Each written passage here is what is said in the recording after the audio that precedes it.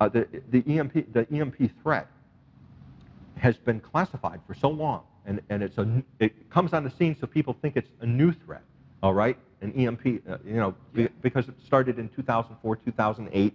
It actually took longer than that, because it didn't get a lot of press coverage. People hadn't heard about it. They thought, oh, this is some screwy made-up thing. Yeah. It sounds like science fiction. Some people still think it's science fiction. People who are taken seriously by the press. Jeffrey Lewis is a good example. Here's a political scientist who last year, who was on National Public Radio and laughed at the idea that EMP is of course, he doesn't know anything about EMP or nuclear weapons design, but he's a politically correct scientist who supports Obama administration thinking on things, and so he gets lots of press coverage and lots of attention. Now, I don't want to be too hard on the Congress, because the fact of the matter is, we are supported overwhelmingly in Congress. And one example I was going to give you, is the Critical Infrastructure Protection Act that passed the House unanimously and last December. And it passed the Senate by unanimous consent too. And we do have a bill, recommended by the EMP Commission, which requires the Department of Homeland Security to start planning and preparing to protect the country from EMP, all right? And not only that, but they're supposed to educate the states. They're supposed to send out information to governors and state legislatures and educate them on the EMP threat. And they're supposed to offer help to the states and have pilot projects.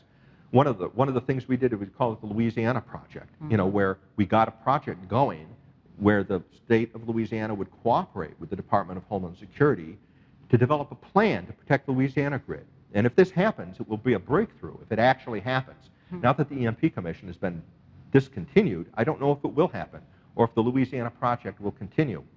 It's not I'm saying that to let you know that it's not an all bad news story. It's not like everybody in Congress. Most people in Congress get it. The overwhelming majority do. But the way Congress works now, it doesn't work the way the founders originally intended. I mean, most people don't understand that if you are a lobby, like the electric power industry has all kinds of lobbies. They don't call themselves lobbies. They're not supposed. They call themselves think tanks. Like the North American Electric Reliability Corporation or the Electric Power Research Institute or something like that. If these guys lobby, all they have to do is get one person, one chairman on a committee, on the right committee, and they can stop a bill, from ever coming out. After the EMP Commission went out of business back in 2008, we had a bill called the SHIELD Act, all right? And this was a Democrat-controlled Congress, and the Democrats, to their credit,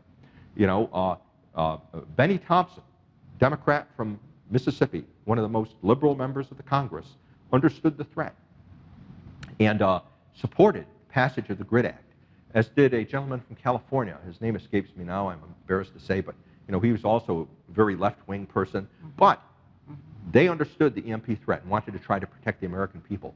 And so the GRID Act was passed unanimously. Every Republican and every Democrat in the House of Representatives supported it, okay? And it went to the Senate.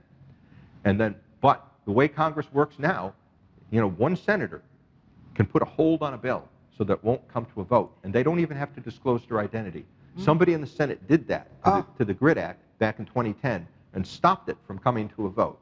And we don't know absolutely, I think I know who did it, but not absolutely positively, because they have anonymity. And they can do that. And one person in the Senate can defy the entire House of Representatives and not even have it come to a vote. Had that GRID Act passed in 2010, it's now 7 years later, we estimated it would have taken, moving at a leisurely pace, a normal kind of pace, that it would have taken 3.5 years to protect the grid. Had the GRID Act passed in 2010, we wouldn't have to be worrying about an EMP attack from North Korea right now. Wow. Wow. Wow. Still warning. I'm so thrilled that Dr. Pry can be with us through video. Yes. Yes. His voice goes on. That's right. He tried to warn us. He did. We made these videos here, Yes. and that's what we do. We're here to warn people. We're on high alert right now. What did I tell you today, Nana? Be ready at any moment. Yes. We're going to switch to live television if Yes. certain things happen, and we're on the brink of them happening. And so we're going to be able to broadcast when the crises are here. So let's keep this ministry on the Yes. air. When you order this, part of this goes to support the ministry.